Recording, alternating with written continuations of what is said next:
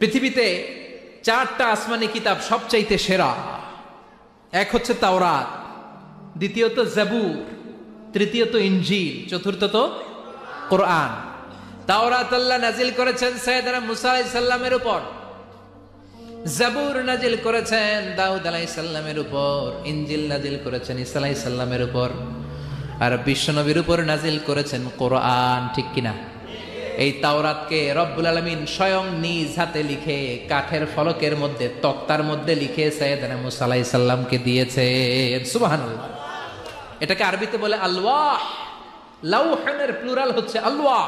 কাঠের তক্তার মধ্যে আল্লাহ নিজে তাওরাত লিখেছেন। কিসের মধ্যে লিখছেন? কথা বলেন, শুনতেছেন? মনোযোগ আছে?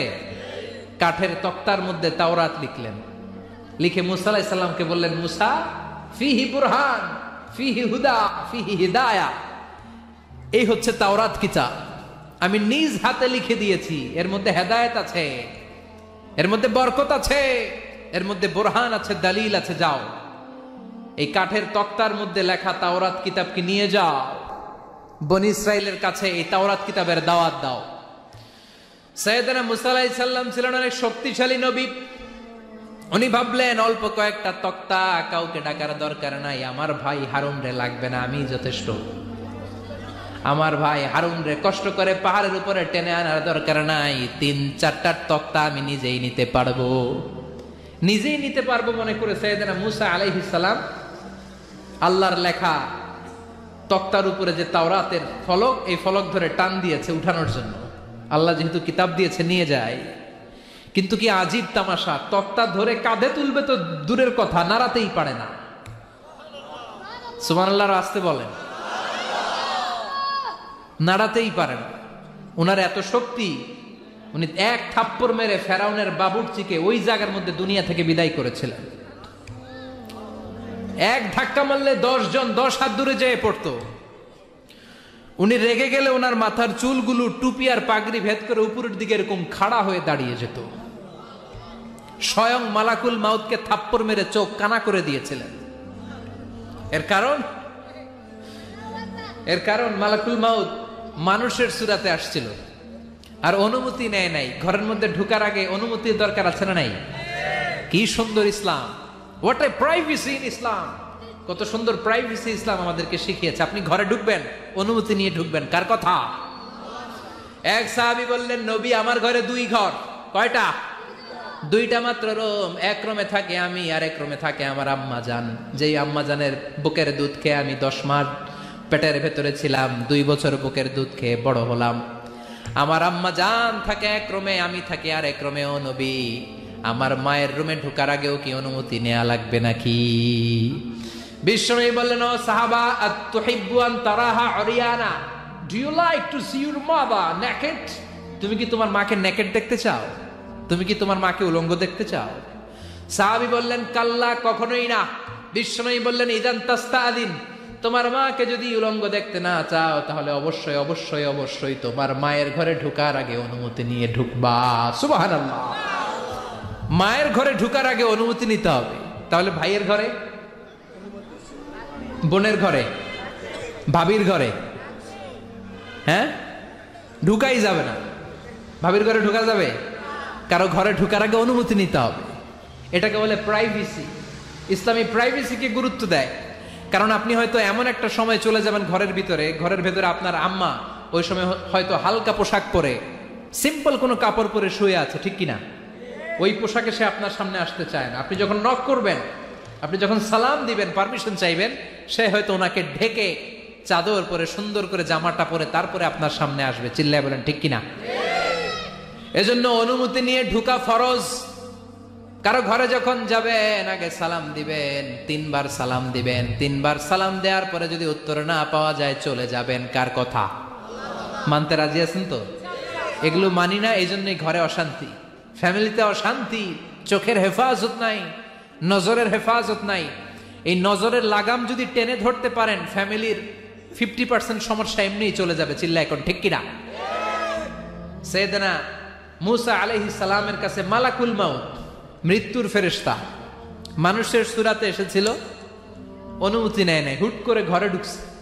ধুইকা কয় আনা মালাকুল মাউত, আমি মৃত্যুর ফেরেশতা, জিইতু আন আকবাদা রূহাক, আপনার রূহ কবজ করতে আসছি। মুসা আলাইহিস সালাম দেখতেছে একজন সলিমুদ্দি। মুসা নবী দেখে কি, আর সলিমুদ্দি কয় কি, আমি মালাকুল মাউত। ভেজাল আছে না নাই? সাইয়েদনা মুসা আলাইহিস সালাম দেখে দিব্যি সাধারণ মানুষ, আর সে বলে আমি তোমার রূহ কবজ করতে এসেছি। মুসা আলাইহিস সালাম রেগে গেলেন। অনেক মেজাজওয়ালা নবী ছিলেন, রাগের চোটে এক থাপ্পড় দিলেন। থাপ্পড় খেয়ে মালাকুল মাউতের এক চোখ নাই। বুখারীর বর্ণনা, ফাসাক্কাহু ফাফাকুআ আইনা, থাপ্পড় মারলেন, চোখ শেষ। মালাকুল মাউত বাঁচার জন্য দিলেন দৌড়। এক দৌড়ে আল্লাহর আদেশে আল্লাহর আরশে চলে গেলেন। যে বলে মাবুদ এমন নবীর কাছে পাঠিয়েছেন, আরসালতানি ইলা আবদিন লা ইউরিদুল মাউত, এমন বান্দার কাছে পাঠিয়েছে ওই বান্দা মরতে চায় না, খালি মারতে চায়। কি করতে চায়? মরতে চায় না, মারতে চায়। দেখেন কি করছে আল্লাহ। বললেন ও মালাকুল মাউত, ভুল করছো, সালাম দাও নাই, অনুমতি নাও নাই, মানুষের সূরাতে গেছো, আর নবীও সাধারণ নবী না, মেজাজওয়ালা নবী। ঠিক কি না? চিন্তা করে লাভ নাই, আমি কথা বলবো। সাইয়েদনা মুসাকে আল্লাহ ডেকে বললেন, ও মুসা, তুমি নাকি মরতে চাও না, খালি মারতে চাও। সাইয়েদনা মুসা বলেন, না মাবুদ, আমি তো চিনি নাই, এটা যে মালাকুল মাউত আমি তো চিনি নাই, চিনলে তো তার গায়ে আমি হাত তোলার সাহস করতাম না। আল্লাহ বললেন, ও মুসা যাও, দাইয়াদাকা আলা মাতনি সাউর, ওই যে একটা গাভী দেখা যায়, ষাঁড় দেখা যায়, ওই গরুর পিঠের উপরে তোমার ডান হাতটা রেখে দাও। সাইয়েদনা মুসা আলাইহিস সালাম গরুর পিঠের উপরে ডান হাত রাখলেন। আল্লাহ বললেন, মুসা তোমার ডান হাতের নিচে গরুর যতগুলো পশম, প্রত্যেকটা পশমের বিনিময়ে তোমার এক এক বছর করে হায়াত আমি বাড়িয়ে দিলাম। মরতে যখন চাও না, মারতে যখন চাও, আরো কয়েক বছর মারো, হায়াত আমি বাড়িয়ে দিলাম। মুসা আলাইহিস সালাম বললেন, আল্লাহ সুম্মা মাযা, এই হাতের নিচে গরুর যত পশম তত আমার হায়াত বেড়ে যাবে। ধরলাম হাতের নিচে 2000 পশম, 2000 বছর হায়াত বাড়িয়ে দিলেন, কিন্তু সুম্মা মাযা, 2000 বছর পরে কি হবে, আগে ওইটা কোন, ওই ঝামেলাটা ভাঙের আগে। আল্লাহ বললেন, মুসা সুম্মাল মাউত, তারপরে তো তোমাকে মরতেই হবে, এই পৃথিবীতে আসলেই মরতে হয়। কুল্লু নাফসিন যায়িকাতুল মাউত, এই পৃথিবীতে যারা একবার আসবে তাদেরকেই মরতে হবে। ঠিক কি না? সাইয়েদনা মুসা আলাইহিস সালাম বললেন, ফাল আনা, তাহলে আর দেরির দরকার নাই, এখনই আমাকে নিতে বলেন। সুবহানাল্লাহ। মালাকুল মাউত এসে মুসা আলাইহিস সালামের রূহ কবজ করে ফেলবেন। এই মুসা আলাইহিস সালামের সাথে সরাসরি আল্লাহর কথা হতো এই তুর পাহাড়ের উপর, আর এই তুর পাহাড়ের নামে কসম কেটেছে কে? ওয়া তুরি সিনিন। আল্লাহ বললেন, তিন আর জাইতুনের কসম, মানে ফিলিস্তিনের কসম। ওয়া তুরি সিনিন, তুর পাহাড়ের কসম, যেই তুর পাহাড়ের উপরে আমি তাওরাত কিতাব নাজিল করেছি। তাওরাত কিতাবটাকে কাঠের ফলকের মধ্যে লিখে বললেন, মুসা নিয়ে যাও। মুসা আলাইহিস সালাম নিতে পারে না। মনে আছে? মনে আছে আপনাদের না ভুলে গেছেন? মুসা আলাইহিস সালাম ধরলেন, নাড়াতে পারে না। আর কাঁধে তুলবে তো দূরের কথা, নাড়াতেই তো পারে না। এত শক্তিশালী নবী। তাওরাতের যে আলওয়াহুত তাওরাত, তাওরাতের ফলক, এই বাণীগুলো নিয়ে বাণীবাহকের কাজ করবে, বার্তাবাহকের কাজ করবে, বনী ইসরাইলের কাছে এই পয়গাম পৌঁছে দিবে, কিন্তু তুলতেই তো পারে না। আল্লাহরে ডেকে বলে, আল্লাহ পারি না। আল্লাহ বললেন, ট্রাই করো, ট্রাই এগেইন, আবার চেষ্টা করো, দেখো না পারো কিনা। হাউইল। সাইয়েদনা মুসা আলাইহিস সালাম ভাবলেন, এই দিক দিয়ে পারি না, ওই দিক দিয়ে ধরলে মনে হয় পারবো। এবার তক্তার ওই পাশ দিয়ে নাড়াচাড়া শুরু করছে, ওই দিক দিয়েও পারে না। এবার ভাবলেন, এক কাজ করি, মাঝখান দিয়ে দেখি নাড়াতে পারি কিনা। সাইয়েদনা মুসা আলাইহিস সালাম কাঠের তক্তাগুলোর মাঝখান দিয়ে ধরলেন, টান দিলেন, কিন্তু তক্তা নড়ে, নাড়ানোই যায় না। কাঁধে তুলবে তো দূরের কথা। সাইয়েদনা মুসা আলাইহিস সালাম অপারগ হয়ে আল্লাহর ডেকে বললেন, ও মাবুদ, পারি না।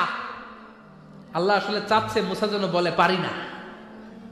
মুসা পারে না এটা শুনতে আল্লাহর বড় মনে চায়। সুবহানাল্লাহ কইবেন না? কারণ সব জায়গায় উনি পারে আর মারে।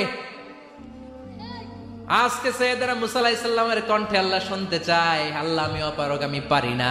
সাইয়েদনা মুসা আলাইহিস সালাম বলে, আল্লাহ সাইয়েদনা জিব্রাইলকে যদি বলেন আমারে যদি একটু সাহায্য করে আমার কাঁধে তুলে দিলে আমি নিয়ে বাড়িতে যাব। সাইয়েদনা জিব্রাইলকে একটু বলেন। আল্লাহ বললেন যাও জিব্রাইল, হেল্প আউট মুসা, মুসা আলাইহিস সালামকে সাহায্য করো। এবার সাইয়েদনা মুসা আলাইহিস সালাম ধরলেন এই দিকে, সাইয়েদনা জিব্রাইল ধরলেন এই দিকে। দুইজন মিলে তাওরাত লেখা কাঠের তক্তাগুলো উঠাতে চাইলেন, কিন্তু কি আজীব তামাশা, সাইয়েদনা জিব্রাইলও পারে না। সাইয়েদনা মুসা আলাইহিস সালাম বললেন ও ভাই জিব্রাইল চলো জায়গা চেঞ্জ করি, তুমি এদিক দিয়ে ধরো, আমি ওই দিকে ধরি, আবার জোরসে টান মারো। দেশগামে কয় না জোরসে টান, হেইও সিস্টেমে দুইজন মিলে টানে, কিন্তু নাড়াতেই পারে না। আগে তো হাতে নিবে তারপরে কাঁধে তুলবে, দুইজনেও পারে না। গায়ে যত জোর আছে সাইয়েদনা মুসা আলাইহিস সালাম জোরসে টান দিলেন, যত জোর, সব জোরকে একসাথে করে তিনি টান দিয়েছেন। টানের চোটে দেহের প্রতিটা লোমকূপ থেকে ঘাম বেরোতে শুরু করেছে।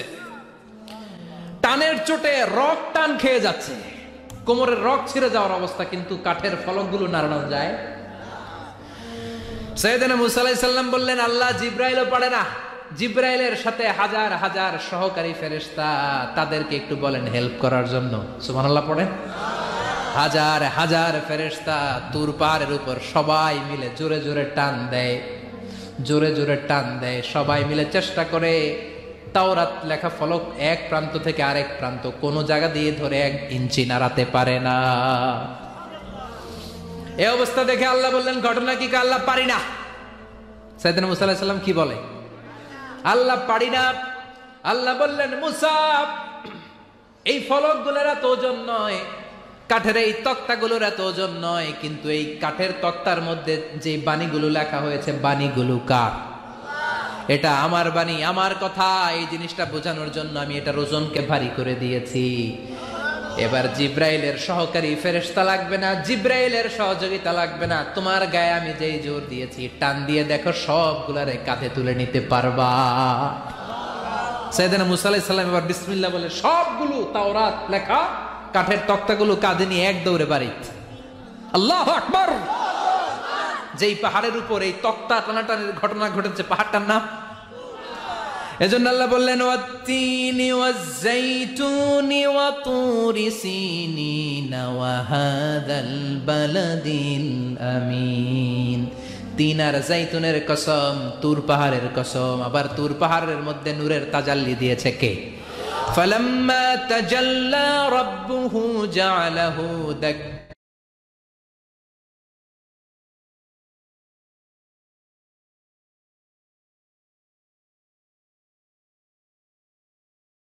এর মধ্যে নূরের তাজাল্লি দেব, যদি পাহাড় টিকে যায় তাহলে দেখতে পাবা। আল্লাহ যখন তুর পাহাড়ের উপর তাজাল্লি মেরেছেন, পাহাড় ভেঙে খান খান হয়ে যায়, সাইয়েদনা মুসা আলাইহিস সালাম বেহুশ হয়ে যায়। এই বেহুশ হওয়ার ঘটনা আর পাহাড় জ্বলে ছাই হওয়ার ঘটনা যেখানে ঘটেছে, ওই পাহাড়টার নাম জোরে বলেন। ওই তুর পাহাড়ের কসম কেটেছে কে? ওয়াতুরি। ওয়াতুরি 2285 মিটার উঁচু, অনেক উঁচু পাহাড়।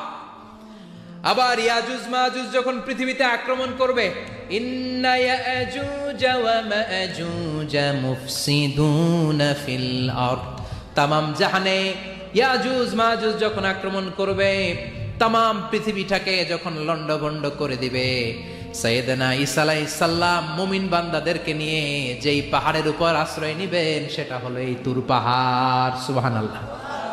ঈসা আলাইহিস সালাম মুমিনদেরকে নিয়ে এক পাহাড়ে চলে যাবেন এই ইয়াজুজ মাজুজের অত্যাচার থেকে বাঁচার জন্য। এদেরকে ইংরেজিতে বলে Gog Magog. If you search in Google by writing Gog and Magog, আপনি পেয়ে যাবেন ইয়াজুজ মাজুজের কাহিনী। হাত্তা ইযা ফুতিহাত ইয়াজুজ ওয়া মাজুজ ওয়া হুম মিন কুল্লি হাদাবিন ইয়ানসিলুন, লক্ষ লক্ষ ইয়াজুজ মাজুজের বাহিনী আসবে। এই ইয়াজুজ মাজুজের বাহিনীর অত্যাচার, অবিচার, অনাচার, জুলুম থেকে, মারামারি থেকে বাঁচার জন্য মুসলমানরা ঈসা আলাইহিস সালামের নেতৃত্বে যেই পাহাড়ের উপর আশ্রয় নিবেন, ওই পাহাড়ের নাম হলো তুর পাহাড়। ওই পাহাড়ের নাম কি? কোরআনে অনেকবার আল্লাহ তাআলা এই তুর পাহাড়ের কথা বলেছেন। এই তুর পাহাড়ের নিচে একটা গির্জা আছে, খ্রিস্টানদের প্রাচীনতম গির্জা, সেন্ট ক্যাথেরিনা গির্জা। এই গির্জা এটা পবিত্র জায়গা। মুসা আলাইহিস সালাম যখন যাচ্ছিলেন আল্লাহ বললেন ফাখলা'না আলাইক ফাখলা'না আলাইকা ইন্নাকা বিল ওয়াদিল মুকদ্দাসি তুয়া, শুজ অফ, জুতা খুলে ফেলো মুসা, জুতা খুলে ফেলো, ইন্নাকা বিল ওয়াদিল মুকদ্দাসি তুয়া, you are in a very holy valley, very sacred valley, একটা পবিত্র উপত্যকায় তুমি এসেছো। এর চাইতে উন্নত এবং পবিত্র উপত্যকা আমি মহাবিশ্বে কোথাও সৃষ্টি করি নাই। চিল্লায় পড়েন সুবহানাল্লাহ। মাঝরাতেই তুর পাহাড়ে উঠতে হয়, ব্যাকপ্যাক নিয়ে যেতে হয়, সেখানে পানি টানি খাবার দাবার নিয়ে ওঠা লাগে, 3-4 ঘন্টা লাগে উঠতে, নামতে আবার 3-4 ঘন্টা। সকালে 10টা-11টার পরে আর তুর পাহাড়ে থাকা যায় না, কারণ আমাদের বাংলাদেশের পাহাড়গুলো মাটির পাহাড়, তুর পাহাড় হচ্ছে পাথরের পাহাড়। পাথরের পাহাড়ে যখন সূর্যের আলো লাগে পাথরের পাহাড় গরম হয়ে যায়। আমরা মাঝরাতে উঠতে শুরু করলাম। আমরা যখন উঠতেছি দেখলাম খ্রিস্টিয়ান কমিউনিটির একটা গ্রুপ তারাও উঠছে, ইহুদিদের একটা গ্রুপও উঠছে, কারণ এটা 3 ধর্মের লোকদের কাছে তীর্থস্থান। এই তুর পাহাড়ের চূড়ায় ছোট্ট একটা মসজিদ আছে, 7-8 জন নামাজ পড়া যায়। খ্রিস্টানদের একটা গির্জা আছে, ইহুদিদের একটা সিনাগগ আছে। ফজরের সময় উঠলাম, পুরো সিলসিলাতুল জিবাল তুর পাহাড় দেখলাম, অবাক হলাম। এই পাহাড়ে বিশ্বনবী মেরাজের রাতে নেমে দোয়া করেছেন, ঠিক কিনা? এই পাহাড়ে ঈসা আলাইহিস সালাম মুমিনদেরকে নিয়ে ইয়াজুজ মাজুজের আক্রমণ থেকে বাঁচার জন্য আশ্রয় নেবেন। এই তুর পাহাড়ের কসম কোরআনের ভেতরে কেটেছে কে? এজন্য আল্লাহ বললেন ওয়াত-তিনি ওয়াজ-যাইতুনি ওয়া তুরি সিনিন ওয়া হাযাল বালাদিল আমিন। তিন আর যাইতুনের কসম, ওই মিশরের তুর পাহাড়ের কসম, ওয়া হাযাল বালাদিল আমিন, এই নিরাপদ শহরের কসম। শহরটার নাম কি? কি নাম? এই নিরাপদ শহর দ্বারা আল্লাহ বুঝিয়েছে মক্কা, না ফিলিস্তিন না। ফিলিস্তিন হচ্ছে প্রথমটা, কিন্তু হাযাল বালাদিল আমিন, এই নিরাপদ শহর দিয়ে আল্লাহ বুঝিয়েছেন মক্কা শহরকে। চিৎকার করে বলবেন কোন শহর? মক্কা শহর। এই মক্কা শহরের আগের নাম বাক্কা। ইন্না আউওয়ালা বাইতিন উদিআ লিন-নাসি লাল্লাযী বিবাক্কাতা মুবারাকা হুদাল লিল আলামিন। নিশ্চয়ই পৃথিবীর সর্বপ্রথম ঘর যেই শহরের মধ্যে আমি আল্লাহ স্থাপন করলাম, শহরটার নাম হলো বাক্কা শহর। কি শহর? এই বাক্কা পরে চেঞ্জ হয়ে হয়েছে মক্কা। আল্লাহু আকবার। তার মানে আজকে জানলেন মক্কা শহরের আগের নাম হলো বাক্কা। আগের নাম কি? মক্কা শহরে অনেক হোটেল আছে, ওই হোটেলের নাম ফুন্দুক বাক্কা। এই বাক্কা হচ্ছে মক্কার আগের নাম, মনে থাকবে?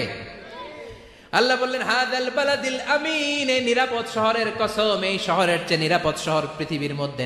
ইউসাউইরুকুম ফিল আরহামি কাইফা ইয়াশা লা ইলাহা ইল্লা হুয়াল আজিজুল হাকীম। তিনি হলেন এমন সত্তা যিনি মায়ের পেটে থাকা অবস্থায় তোমাদের চেহারার ডিজাইন করে দিয়েছে। চিল্লায়া বলেন সুবহানাল্লাহ।